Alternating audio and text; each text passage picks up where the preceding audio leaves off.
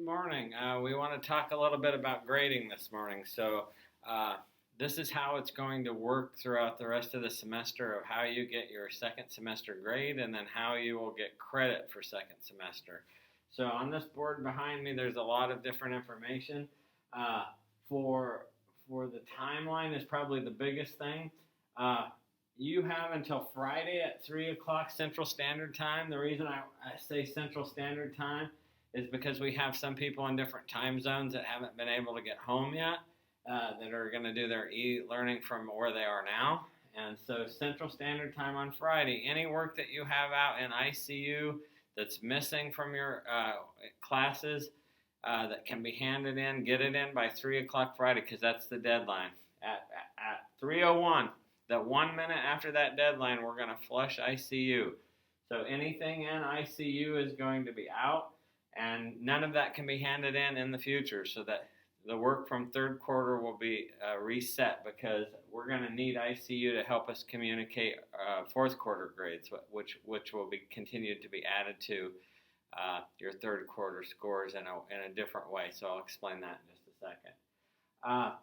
At 10 o'clock on Monday, we're going to print the progress reports. We really don't operate on quarters. We say the term third quarter because it's the midpoint of the semester, just to give us a check of where are you after the first half of the semester.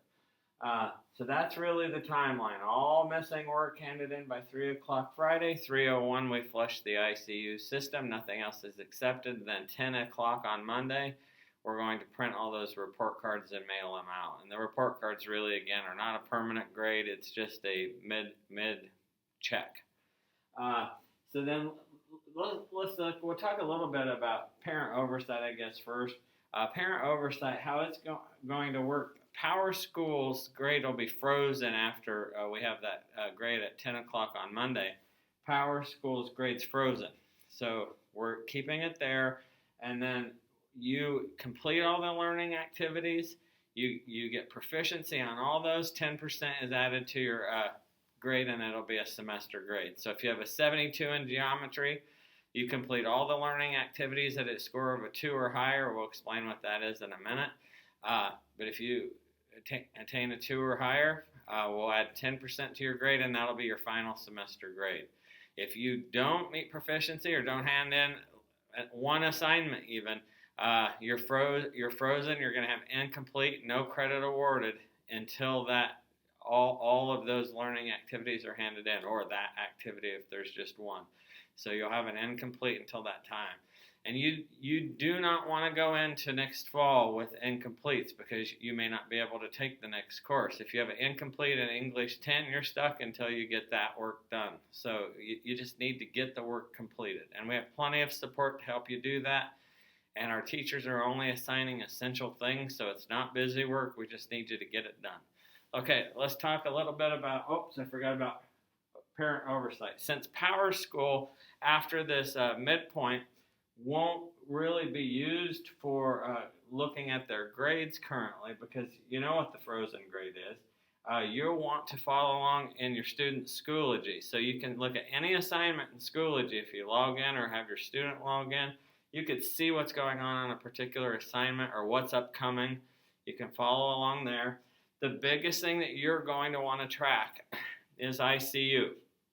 Because if anything's missing or it's been scored not good enough, it's going to be in ICU. So if you have nothing in ICU, nothing, you know you're good, because it's whatever you've submitted has been accepted at a 2 or higher, so you're golden. You're just working along, just waiting for the next assignment. ICU is going to be, is my son or daughter behind? Are they experiencing trouble? Did they do bad on it? If there's nothing in ICU, you're doing really, really well. And you're going to get constant communication from your teachers too, and your student can show you how they've done on each of the assignments. Did they get a 3 or a 2 if there's nothing in ICU? So that's how we're going to communicate throughout the semester. It's just a little different where your Schoology, if you sign up like I did, those daily reports where it tells me, hey, this is what Ben has for this class, this class, this class, this class, this class. Well, you'd get a repeat, like what's been happening in the last couple of weeks is the grades haven't changed. That'll be the same thing the whole rest of the quarter, which is saying that's the frozen grade. So that really doesn't give you any new information. That's where ICU will take over. So let me get out of the way a second. So when we're talking about proficiency, proficiency is just another way of saying, how can we prove that you've met the learning target or the standard? How do we know what you've learned, and can you demonstrate it? Because then we know we've done our job. We can check that off and move on to the next thing. Our teachers have the delicate job of, they have 20 kids in this particular class. They can move on with some, but maybe they have 3 that still haven't gotten it yet. They have that professional responsibility and skill then to meet those needs, but also to carry on with some of the students that may be at a different level on a particular assignment. They're really good at that. And again, we have countless areas of support. We probably have triple the amount of support that we normally have for students that are missing work, because we have extra staff that are classified staff or paras that we're giving them extra hours to support your student in this virtual world. So proficiency again is 3 would be telling you there's a required level of proficiency indicated in level 2. A 3 would say you exceeded that. Your work was beyond what was expected. It was excellent. Did a great job. 3 just signifies to you that was higher level. That was more than I asked for. Great work. Nice job. 2 is that minimum level of proficiency that can demonstrate to the teacher that you have learned the material. That's what they're looking for.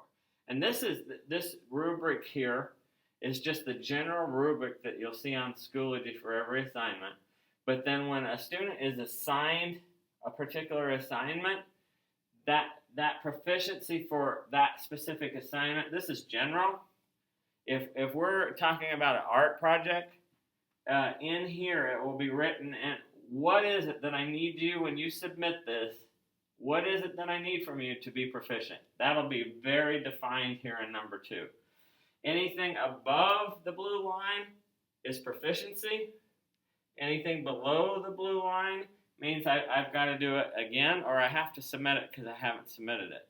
A 1 would say, you turned it in. I graded it. There's some things there's either errors or omissions. There's some things that you need to work on, but I'm going to give you feedback. You can resubmit that as many times as you need to get a 2. We need you up here. So for all the assignments that we're assigning you the rest of this semester, you can continue to resubmit that. What you don't want to do is get in the cycle of you're still working on the past 2 assignments and we're on to 4 more, and you're still in this wash machine of cycle of where you can't get out of it. You want to stay up to date and keep moving. If you struggle with a particular assignment, get a hold of that teacher or your support staff right away. Correct it. And you have a lot of time to dedicate to this right now, or just put aside a time of your day where you say, I'm going to get caught up to where I have no ICUs. Because then you know each week, I'm on track, get to the final, I add 10% to my grade, and I'm golden. I'm ready to go. So let's just, again, review a 1.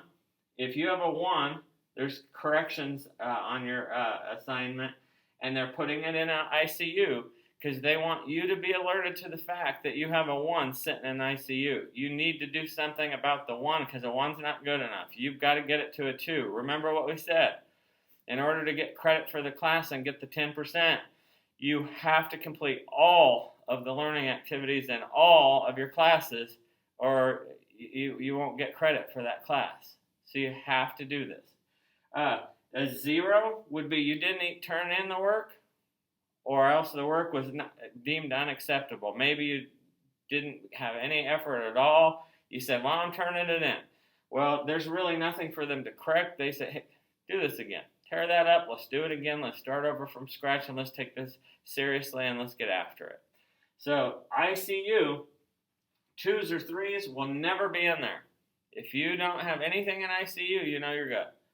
If you have a 1 in ICU, there will be comments of how do I correct it. If you have a 0 in ICU, the assignment needs to be turned in.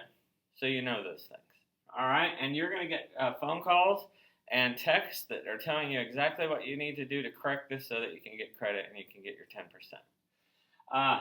Again, this rubric right here that I have on the dry erase board, that's the general template that teachers will use to measure proficiency. And then, like I said, for each assignment, number 2 will change. Number 2 is the part where they'll focus on for each assignment. Let me read you one example from an ELA assignment.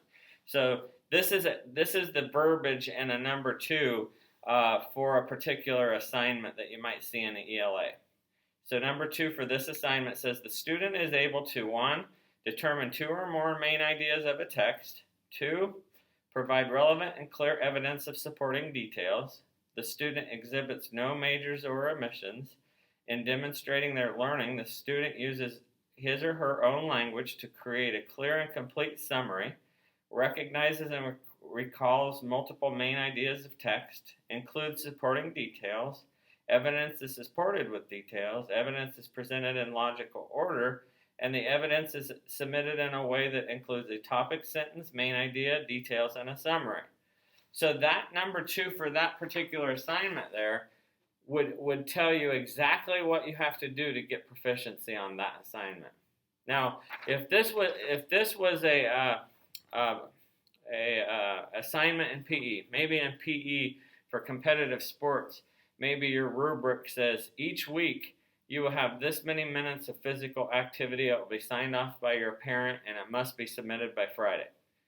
That would be number 2 for competitive sports, outlining exactly what you need to get proficiency each week, because for those PE classes where you can't be doing the competitive sports or lifetime activities, you will be doing activity on your own, having a parent sign off. Those will be your assignments. So number 2 would be designated by your PE teacher. Now let's look over here of some samples. So if you look at this, I just made up some different sample activities. So all of these are just pretend assignments in an ELA class, and I just made it up. Journal the week of 3:30, summary of pages 1 through 75, grammar work from 3:30, vocab on 4-5, on and on and on. And we're pretending the student has a grade of 82% at the end of third quarter. And then we're saying, what would Bill, Susie, Rex, Amy, and Frank, if they all had 82s and scored this on their assignments throughout the rest of the semester, what then would happen to them in their grade? So if you look at Bill, he got a 3-2-1-0-3-3-3-2-2. So the question is, what would his grade be at the end of the semester? Well, because he has right there, he has that 1 and a 0, Bill would have an incomplete until he gets those 2 things up to a 2 or a 3. Incomplete. Bill would have an incomplete even if he had a frozen grade of 99%.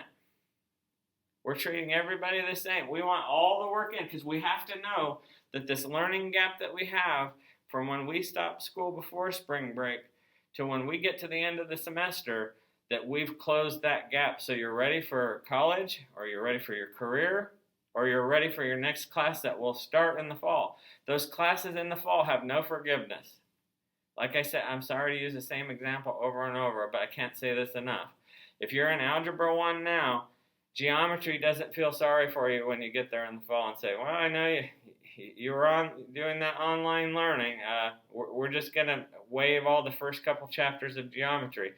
You can't do that, because then you're in this vicious cycle that you never catch up and you don't do as well as you need to do on the ACT, or you don't do as well as you can do in your next classes. So we're closing this gap. But again, I've said it over and over and over.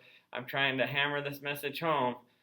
We got to roll up our sleeves and be a partner on this. A parent has to insist the work's done at a 2 or higher, make sure and follow through, and the student has to do the work. The teachers will give you all the feedback. You have to supply the work ethic. So let's look back to Susie. Susie was rocking it. Everything she did was a 3 the whole way along. So what happens to Susie's 82? You add 10% to it. Susie's going to have an A on her report card at a 92%. So really on our standard, that's really an A-.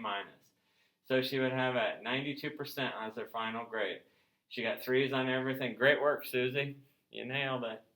All right, let's look at Rex. Rex, just like Susie, did everything at a level of proficiency or higher. So Rex and Susie both would finish with a 92%. Now, the difference of 3 and 2, Rex isn't, Susie and Rex. Susie's not going to get a better grade than Rex is. On standards-based grading, what a 3 or a 2 tells you is you had proficiency. Both of you did. The only thing you're getting for a 3 is just that recognition that you are above and beyond what was expected. That's just a carrot to you.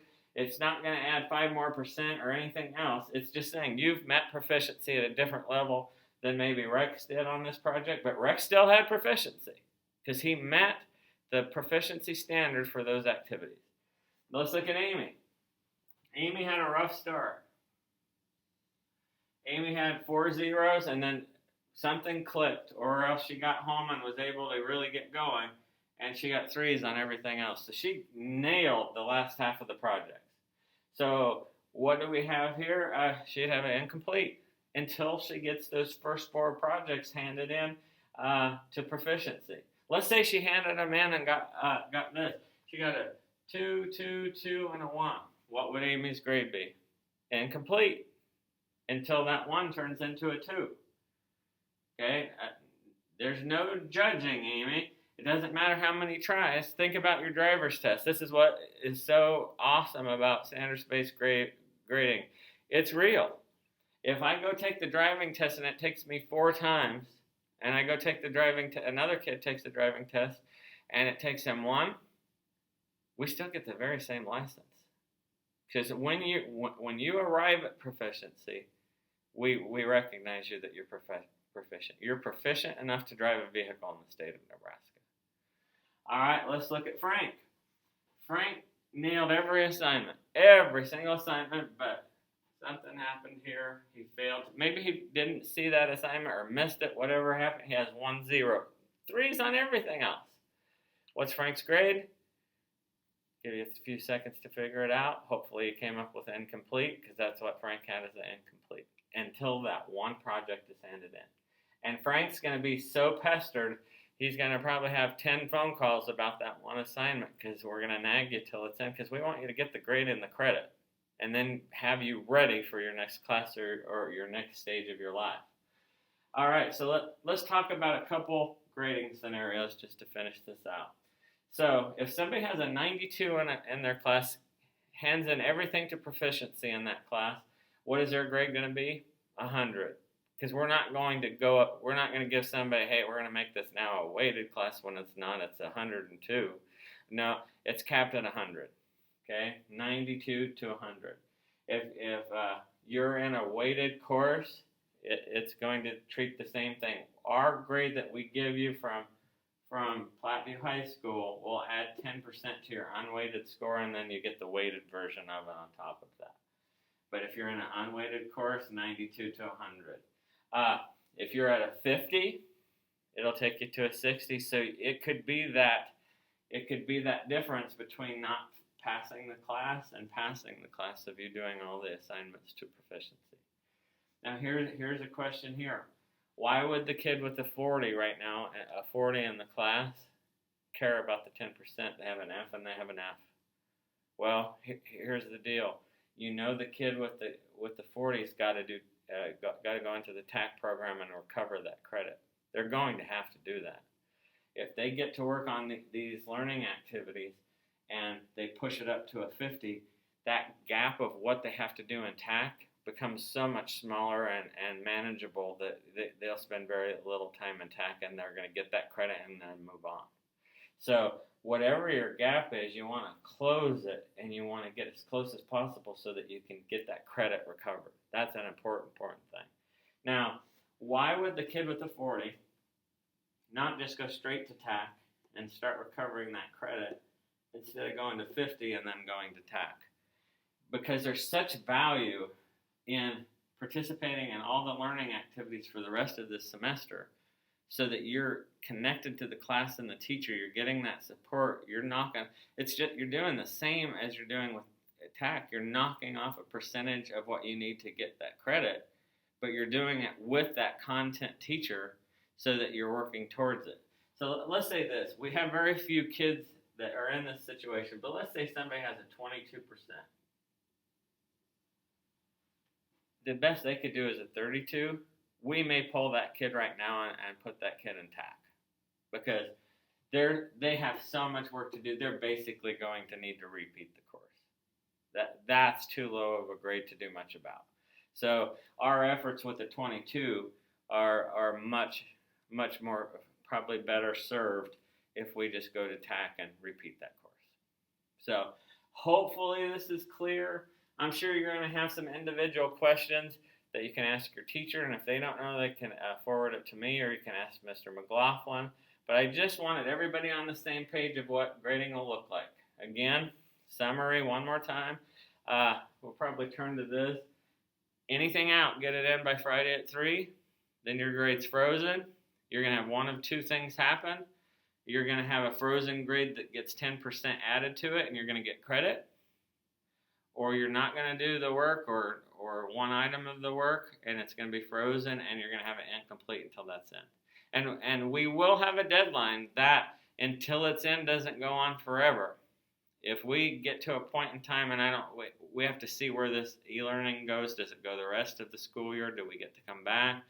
At some point, we'll draw a line in the sand and say, if the work's not handed in by this time, the incomplete will carry over, and you just won't get credit for that class. So we just need the work in. Help us get to that point. We're not going to bombard you with meaningless work. It's all going to be essential learning. Get it checked off. If you're struggling, let's schedule a Zoom session. We'll have a tutor come in with you and Zoom in with you and help you get that project or that work turned in. We have the resources. You have to supply the work ethic. So have a great day, Trojans. 2 days and we're off to the races. So have a great day.